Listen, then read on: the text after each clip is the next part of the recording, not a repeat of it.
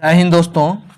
आज की इस वीडियो में हम आपको बताने वाले हैं कि यदि कक्षा आप 10 में पढ़ रहे हैं तो मुझे एक स्टूडेंट ने कमेंट किया था कि सर जी कुछ ऑब्जेक्टिव VBA ऑब्जेक्टिव आप हमें क्लास 10 का मैथ का करा दीजिए ताकि हमें एग्ज़ाम में बढ़िया से बढ़िया नंबर आ जाए। तो मैंने सोचा कि कुछ वीडियो कुछ इम्पोर्टेंट ऑब्जेक्टिव मैथ का बता दिया जाए। ठीक है, तो ये जो मैं बताने जा रहा हूँ आपको, ये क्वेश्चन पूछा जा चुका है और ये काफ़ी इंपॉर्टेंट क्वेश्चन है क्योंकि आप देख सकते हैं मैंने यहाँ पर अंडरलाइन किया हूँ क्योंकि हमने कई बच्चे को ऑफलाइन भी कोचिंग चलाता हूँ, वहाँ पे ऑफलाइन बच्चे को भी पढ़ाता हूँ, तो इसके लिए मैंने यहाँ पर इंपॉर्टेंट क्वेश्चन को अंडरलाइन किया था। तो मैंने सोचा कि विद्या मतलब ऑनलाइन भी वाले बच्चे को भी बता दिया जाए क्योंकि उसको भी नंबर अच्छे से अच्छे आ जाए। ठीक है, तो यहाँ पर देख सकते हैं कि यहाँ पर लिखा है, देख सकते हैं आप, पहला क्वेश्चन है निम्नलिखित में कौन सा केंद्रीय प्रवृत्ति की माप नहीं है। ये काफ़ी इंपॉर्टेंट क्वेश्चन है। तो पहला का आंसर हो जाता है आपका, ये होता है मानक विचलन। क्या होता है? मानक विचलन। ठीक है, ये आप लोग याद रख लीजिएगा। उसके बाद यहाँ पर दिया है, देख सकते हैं आप, प्रेक्षण 14, 15, 13, 16, 14, 15, 17, 13, 15 का बहुलक है। देखिए बहुलक काफ़ी आसान है, आप लोग को पता भी होगा कि जो संख्या सबसे अधिक होता है वही उसका बहुलक होता है। तो इसमें आप देख सकते हैं, इसमें आप देख सकते हैं कि देखिए 15 है कितना बार, देख सकते हैं एक बार, दो बार, ठीक है, 3 बार। देखिए 15 है 3 बार।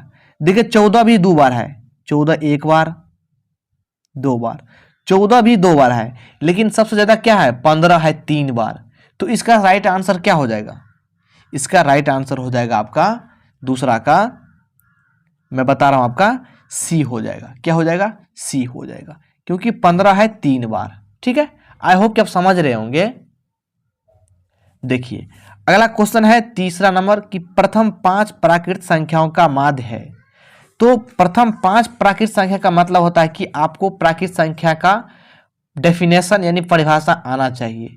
प्राकृत संख्या क्या होता है? गिनती की सारी संख्या प्राकृतिक संख्या कहलाती है। उदाहरण के लिए कहाँ से स्टार्ट होता है? 1 से होता है।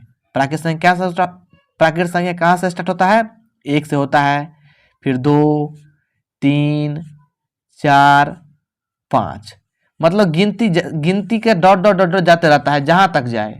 लेकिन हमें क्वेश्चन में क्या कह रहा है? प्रथम 5 प्राकृत संख्या को, तो हम 5 ही तक लेंगे। अगर 10 बोलते तो 10 तक लेते, 11 बोलते तो 11 तक लेते, 12 तक बोलते तो 12 तक लेते। तो हमें बोला है 5 ही तक। ठीक है, तो हमें बोला है माध्य निकालने के लिए। तो माध्य का फॉर्मूला होता है, मैं आपको समझाता हूं। माध्य का फॉर्मूला होता है आंकड़ों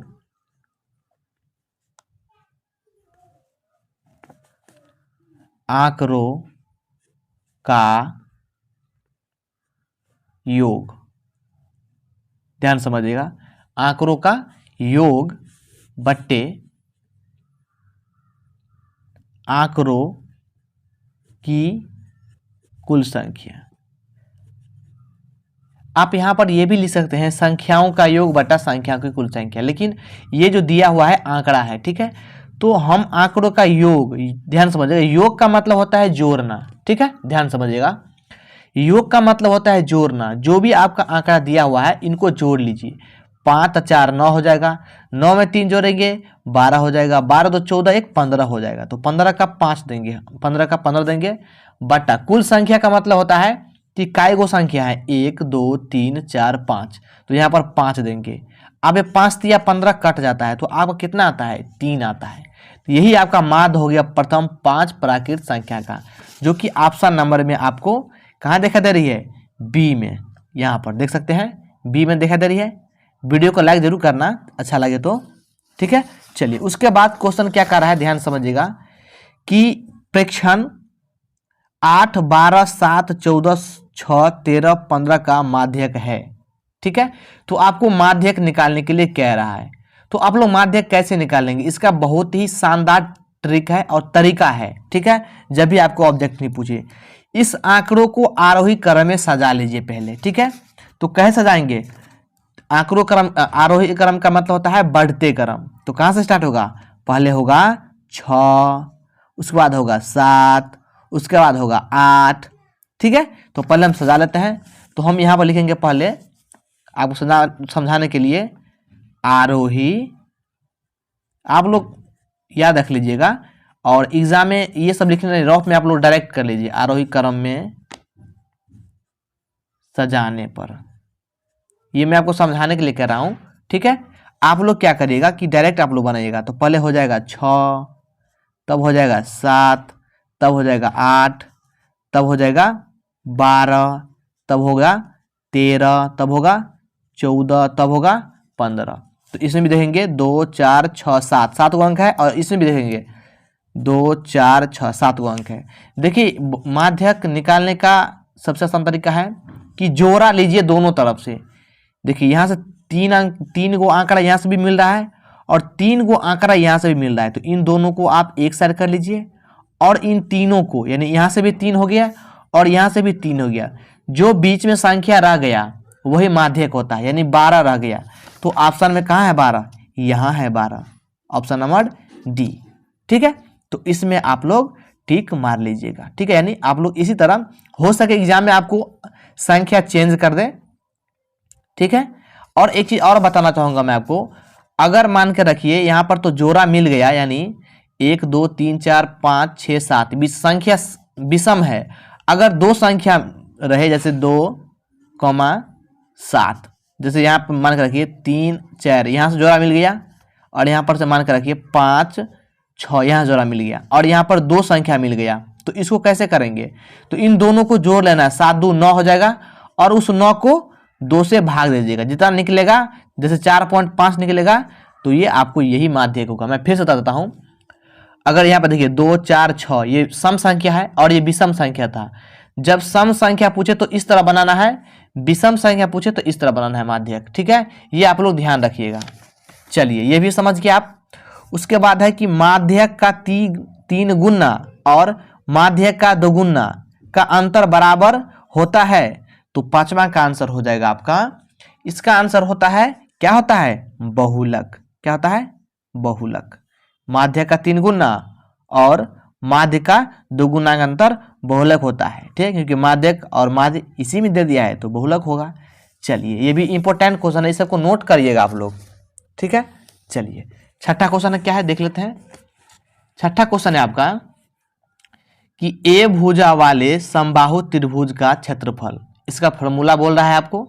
तो इसका फॉर्मूला क्या होता है? इसका फॉर्मूला होता है कि √3/4 a², ठीक है। क्या होगा? √3/4 a², जो ऑप्शन नंबर सी है, ठीक। अब देखिए इसमें आप लोग, चलिए अगला देखते हैं। 7 नंबर को भी छोड़ देते हैं हम आप लोग, ठीक है। इसको आप लोग देख लीजिएगा। मैं 8वां नंबर, 7 नंबर उतना इंपॉर्टेंट नहीं इसलिए हम छोड़ दिए हैं। 8 नंबर देख लीजिए। 8 नंबर है फॉर्मूला। देखिए एग्जाम में जो होता है ना फॉर्मूला, आप लोगों को क्या होता है कि 15-16 गो फॉर्मूला ही रहता है। ध्यान समझिएगा, 15-16 गो फॉर्मूला ही रहता है पूरे मैथ का, यानी पूरे मैथ का। मैं एक वीडियो ये भी लाऊंगा प्रश्नावली, मतलब चैप्टर 1 से लेके चैप्टर 15 तक का, पूरे चैप्टर का मैं लाऊंगा एक ही वीडियो में फॉर्मूला, ठीक है। उससे आप लोग का 15 से 20 अंक आ ही जाएगा एग्जाम में, ठीक है। तो ये आप लोग ध्यान रखना। देखिए 8वां नंबर क्वेश्चन है, यदि किसी घन का प्रत्येक किनारा a इकाई हो तो उसका विकर्ण होगा।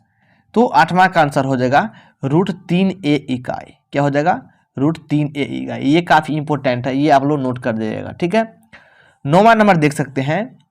9वां नंबर है, त्रिज्या r तथा ऊंचाई h वाले एक लंबवृत्तीय शंकु का आयतन होगा। ये फॉर्मूला ही है। तो 9वां का आंसर हो जाएगा आपका πr² घन इकाई, ठीक है। क्या होगा? πr² घन इकाई, ठीक है। 9वां का आंसर हो जाएगा। 10वां देखिए, 10वां कह रहा है, यदि 2 वृत्तों के क्षेत्रफल का अनुपात 4:25 हो तो उनकी त्रिज्याओं का अनुपात क्या होगा। देखिए ये 4 किसका क्षेत्रफल है? क्षेत्रफल का मतलब होता है पावर 2। अगर 2 का पावर हम 2 करें तो 4 आ जाएगा। अगर 5 का पावर 2 करें तो 25 आ जाएगा, ठीक है। तो इसका मतलब क्या है कि 2:5 ही होगा। तो कहाँ है? ऑप्शन नंबर डी है, 10वां का डी है इसका आंसर। ये काफी बार एग्जाम पूछता है, ये आप लोग ध्यान रखिएगा, ठीक।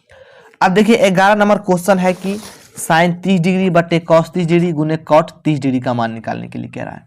ठीक है, तो इसको हम बनाकर आपको दिखा देते हैं ताकि आप लोग भी समझ जाइएगा। देखिए आपको हम समझाते हैं। देखिए साइन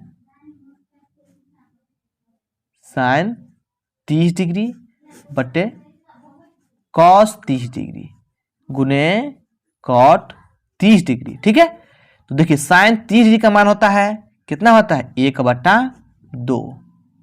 कितना होता है 1/2, पूरे का बट्टा है दीजिए। फिर कॉस 30 डिग्री का मान, कॉस 30 डिग्री का मान होता है ये होता है √3/2 और यहाँ गुना है तो गुना दीजिए। फिर कॉट 30 डिग्री का मान, कॉट 30 डिग्री का मान होता है √3। इसको सॉल्व कैसे करेंगे ध्यान समझिए। 1/2 का यहीं पर लिखिए। ये जो पलटाएंगे 2 ऊपर चला जाएगा और √3 नीचे आ जाएगा, तो यहाँ पर लिखेंगे √3/2। यहाँ पर भी गुना था और मैं माफी चाहूंगा, ये 2 ऊपर जाएगा। मैं फिर से बताता हूँ, यहाँ पर 1/2 ये 2 ऊपर चला जाएगा। ठीक है, और √3 नीचे आ जाएगा गुना ये √3 है।